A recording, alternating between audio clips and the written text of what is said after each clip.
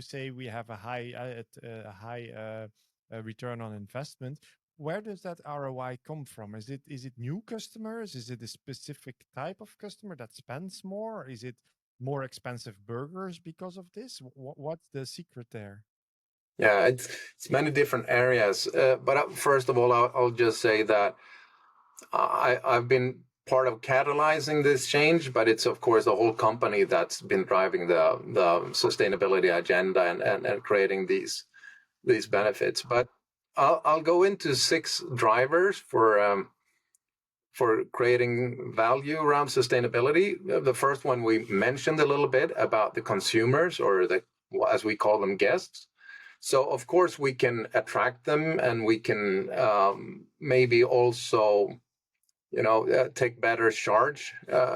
We can charge more because conscious consumers say that's okay. If there's a bigger value, they can pay more.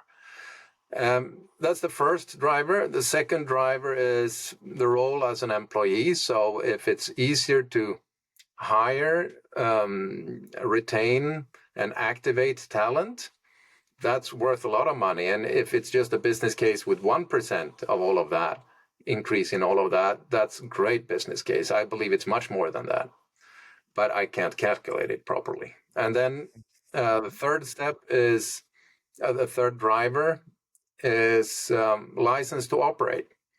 So, for example, in Sweden, we have amusement park called Liseberg. It's in Gothenburg. It's Sweden's most popular tourist attraction, and it's owned by the Gothenburg city. And they said, we want to work more with sustainability.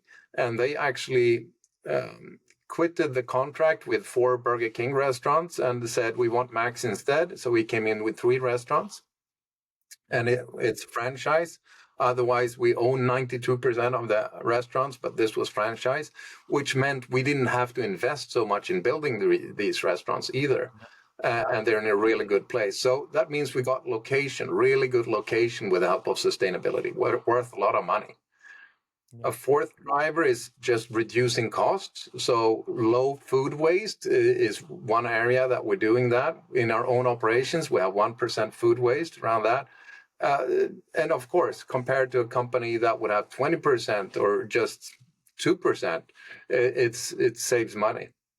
A fifth area is reduced costs for investors or just financing stuff. So the sustainability linked loans are popping up around the banks, but also investors are hugely important. So that drives value in that. But I think number 6 and the most important one is actually to change your business model, to make sure that you have innovation enough to align with what the future society needs.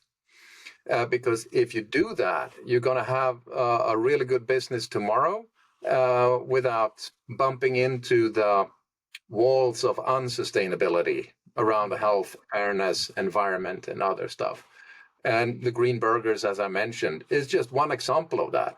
We didn't know at that time that we could create this new business segment that is really profitable.